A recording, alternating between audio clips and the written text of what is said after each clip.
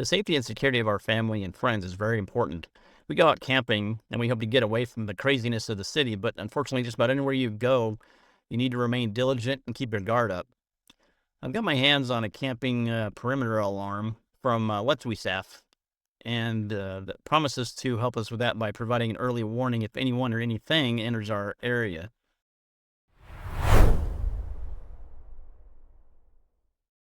Now, their device makes some big claims on the sensing and transmit range, battery life, and more. And as usual, I intend to make sure that it measures up. And if not, I'm going to let you know.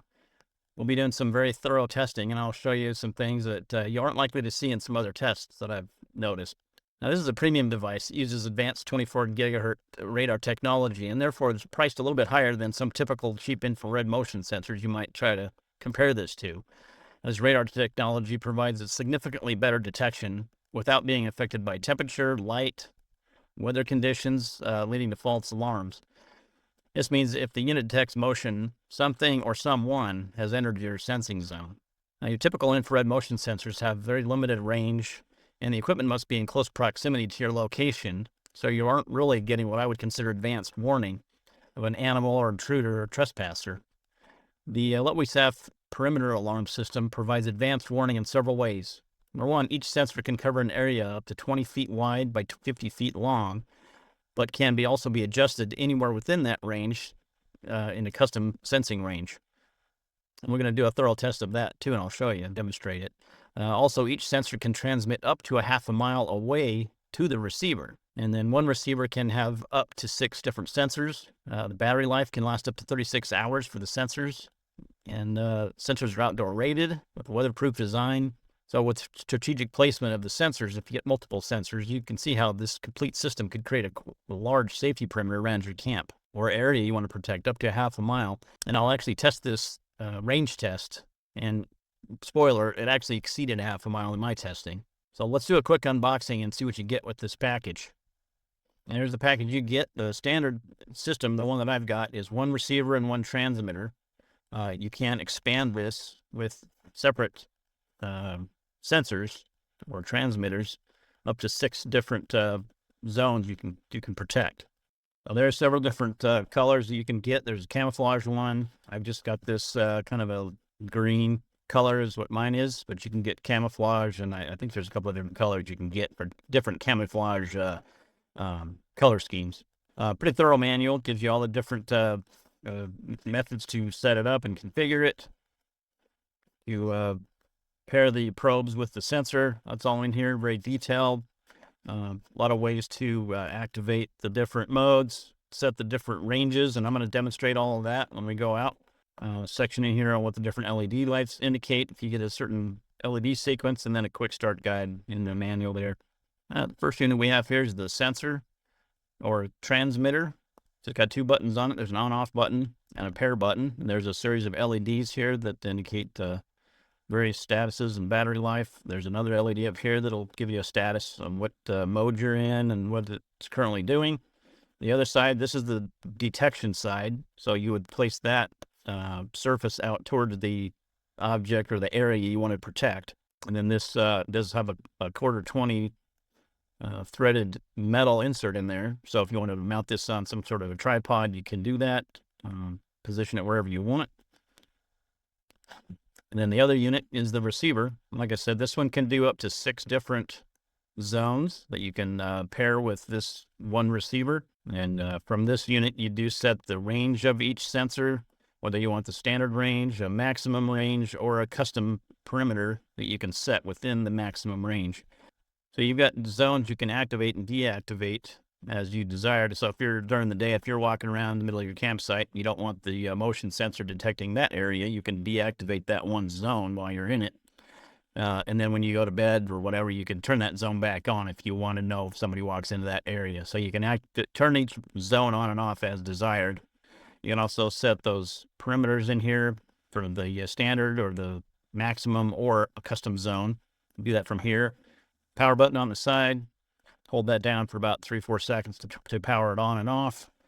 2 quick presses puts it in a kind of a mute mode or silence mode. So you'll see the light up if there's a motion, but you won't hear it. Charging port on the bottom to USB-C. Same thing with the sensor. It's got a rubber cap that plugs that up to keep it protected from the elements. And I have tested it. You can actually have this plugged into a charger while it's running. So if you had like a little solar panel, which I've noticed they have on their website, you can have this hooked up to solar and keep it charged up in almost indefinitely, probably, as long as there's enough sun to keep it charged up. And a little box here, you get a few accessories with it. A couple little like drywall type style mounting anchors. Get a standard USB to USB-C cable. It doesn't come with the little wall wart. I call them a wall wart. They're a little power pack, but most of us have dozens of those around. You've got a double-sided adhesive pad here that allows you to put that on this mount that they provide for you. You can stick that on there and stick it to any surface you want. It also has 4 screw holes so that you can just screw it up to a surface, a board, or I suppose you could stick it to a tray or something if you wanted. Got these little rings on the side and then on the top. I suggested they include a little nylon strap, so in case you wanted to strap this thing to a tree, you can just wrap that around the tree or a fence post or something like that. And that'd give you a lot more options on mounting when you're out in the sticks. All right, well, now that we've taken a look at it, we see what you get in the box. I've told you all about it. Let's actually go out and do some field tests, and I'll show you what kind of range you get, the sensitivity, and the long range capabilities of this device. Let's go check it out. Well, I would much rather be out camping up in the forest right now, but not in the cards. So I've set up a demonstration, range demonstration in my backyard. I live out in the desert, so I've got a nice flat area. I've coned off a 20-foot wide by 50-foot long area that will allow us to very methodically test and demonstrate the range of this sensor. Now we're going to do 3 different tests. We're going to first test the default range, which is 20-foot wide by 17-foot deep. We're going to confirm that range is within their specifications, or within a short distance of that. Second test we're going to do is to check the maximum range, which goes out to 50 feet, still a 20-foot wide width by 50-foot depth. And then the third test, the one that's really quite amazing with this technology, and this is where it really sets it apart from a typical infrared sensor or motion sensor, is anywhere within that 20-foot wide by 50-foot long area of detection, you can custom cord off a specific location anywhere within that. So for example, and I'll demonstrate this, but out at the end of the 50-foot, I can do like a 5-foot by 5-foot square out at the end of that 50 feet, and I can even walk between the sensor and that location and it won't detect me. So it's really specifically looking for something movement in that one small square, or whatever shape you define to detect. So you can even walk between the sensor and that area and it won't detect you. So it's actually looking for something at that range. It's quite amazing. So it's a very high-tech radar technology. So let me set this demonstration up. I'll walk it off. I won't have the camera on me. I'm going to have the camera step back so you can actually see. Let me show you what I got here. First, I've set my sensor up on this pole, or this porch beam, facing out into my yard. This inner area is the 20-foot by 17-foot default range that it comes as out of the box. And then I've got another set of cones out there spaced further. Those are 50-foot out, 20-foot wide. So that'll be our maximum range of the sensor. And I'm going to do test 1 to confirm that the sensing range does in fact limit that box right there. And then I'll set it to max range, and then we'll go make sure that it detects us anywhere within that 50-foot by 20-foot range. And then the third test, I'm going to do a custom box, maybe right out here, like maybe half of that section out there. So maybe 10-foot wide by 10-foot deep box, and then I'll demonstrate how it'll only detect me in that specific box. I can walk in here back and forth and it won't care. It'll filter that out, so it'll only detect that box. All right, so you power it on. You just hold the button down for about 5 seconds. You're going to get some lights. Okay, all the LEDs light up blue. Again, I don't know if you can see that or not. And then this light is blue for a bit. So that should be powered up. You can run through the 3 modes real quick to how you set them. So if I want, it comes out of the box with the default mode set up, or the default range. So 20-foot wide by 17-foot deep. But if you had changed it, you want to get back to that, you just pick the zone you want. So 1 through 6, I only have zone 1. So you push the zone, and then you press and hold the probe set button until you get a flashing amber light. It'll go amber, then it'll beep at you. So let's just go ahead and set that, and you'll see what I'm talking about. So we'll push 1. Then I'm going to push and hold the set button. I got an amber light. I let go. It beeped, and then I get a green light. So hopefully you'll be able to see that. That just set the default range. Now, if I want to set the maximum range, what I do is hit the zone button, and then I push the probe set button once, and then I wait. I'm going to get an amber or orange light. Once I see the orange light, press the probe set button again, and then that sets the maximum range. So 20 foot wide by 50 foot deep. And then if you want to set a custom range, and I'll walk through this as I'm doing it, but for that one, you go out and you stand in the position you want for the start of your area. So if I've got an area of, 20 foot wide by 50 foot long, I'll go stand where I want to start that detected area. I'll push the zone button, push probe set, wait for the amber light to turn on, and then I just slowly walk in a square at the area I want to protect within that 20 foot by 50 foot. Once I do a complete circumference, or once I cover the total area back around to my starting point, I push the probe set button again, and then it'll save that detection area within that protection area. That's the bush moving underneath my sensor. So as you can see, if you have it set for the standard range or the maximum range, anything moving within that area will detect it. Even a tree, if it's got enough mass to it, it will see through things.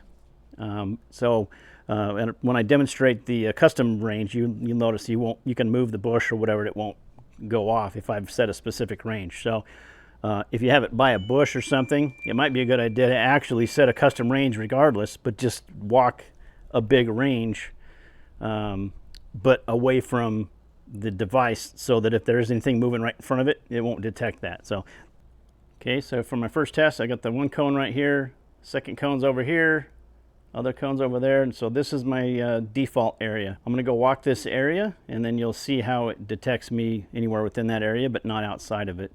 So I'm walking outside the cones, and it won't detect me. As long as I'm outside of this detection range, I can walk around this. I can even walk in front of it.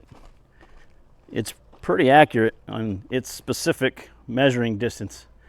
And I can walk on this side of it. As soon as I enter this area, so as soon as I step inside of this detection zone, it detects me. If I step out of it, then I'm okay again. I can walk by. But if I walk through this corner, it's going to see me again. So, pretty excellent. Now I'm going to set the maximum range, and I'll check the full 50 foot. Okay, now you're going to see how I can go all the way out. It'll see me anywhere within that, all the way out to those outer cones. So let me go demonstrate that for you. Okay, so I'm walking outside the cones. I'm in the safe zone. I'll go all the way out here, and I'll go beyond these cones first. So now I'm outside of that protected range. So I'm at like 53 feet or so. I'm not detected. Picks me up. And it'll keep beeping as I walk through here. Let me step back in right here in the middle. Yep, it saw me there. Okay, so you can see it's very particular on exactly where it detects. That range, that 20 foot by 50 foot is not an estimate. It's pretty specific. All right, now I'm going to set a custom area just in this last basically 10 by 10 square of the sensing range. So I'm going to push the zone, and I'm going to push probe set, waiting for an orange light. There's the orange light. Now I'm going to walk the area I want to protect.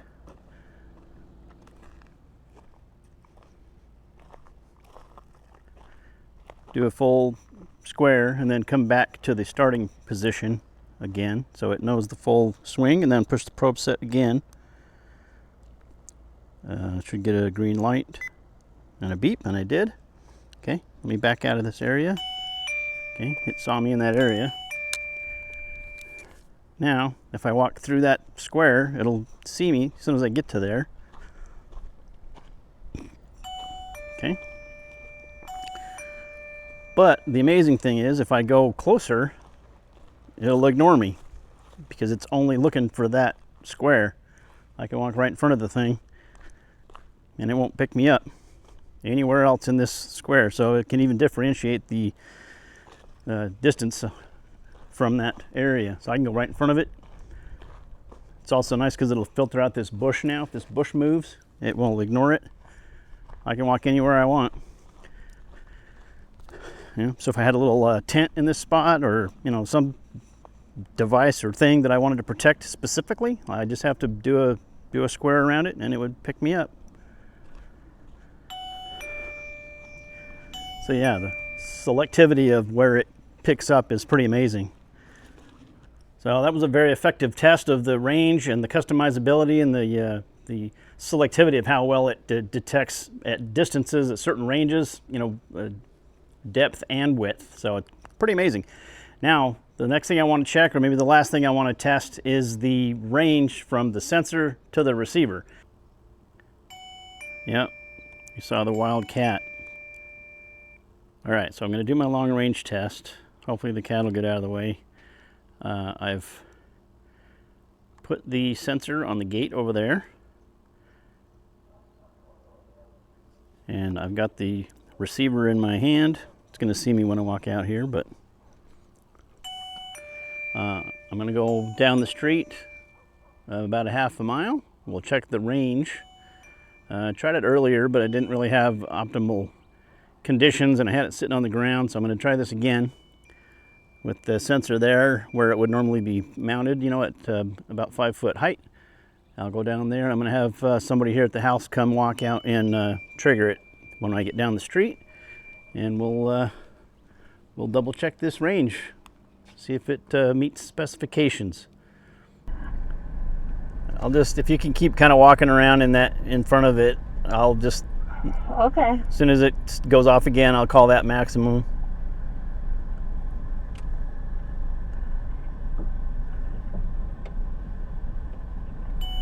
There it goes. Okay. All right. That'll do it. Okay. Thanks. You're welcome. Bye. Bye. All right. Took a little bit of doing, but we inched our way down the road. We actually got way more than a half a mile range. Let me show you what the odometer shows right now, and then I'm going to reset it and drive home, make sure, because I kind of turned around and I went backwards. And I didn't know if it was ticking off correctly going backwards, but I guess it was because it says 0.7 miles. So right now, I did backtrack briefly for a bit, but we're approximately 3/4 of a mile. Let me reset that again. Right now it says 0.7. Okay, I'm going to reset it. Now we'll drive back home. I live way out on the edge of that mountain, so we're a ways out. Let me go back and we'll see how far it was. All right, we're back at the gate. There's my sensor. I don't have 2 decimal places on the odometer or the trip meter, but we're back up to 0.6 miles, so a little over half a mile. We're pretty close to the 0.7, but I had turned around and went back towards the house a little bit and then backed up quite a ways, so that's why I got that extra tenth. But so we're over half a mile for sure. All right, well, if you've stuck it out and watched all the demonstrations, I appreciate it. And I think what you found is that this thing definitely lives up to its expectations. It actually exceeded the expectations in several ways. What I was really impressed with was its ability to let you section off a specific area within that 20 foot by 50 foot area of detection. And it actually will see you in a specific spot, and it will ignore you if you're closer than that. And it's really beneficial or really useful feature for it to have if you really need some very selective detection in your camping area. So pretty impressive. So definitely take a look at it. I'll have some links below. LETWESAF did send me this to review. They didn't dictate what I said, and I definitely told them. I said I'm going to run it through its paces, so I hope it lives up to the expectations, or my viewers are going to hear about it. So definitely check it out. If you have any questions, there'll be some links below, and always happy to help. If you put anything in the comments, I'll respond usually pretty quickly. So let me know if you have any technical questions on this. I'm happy to answer it. So thanks for watching. Take care.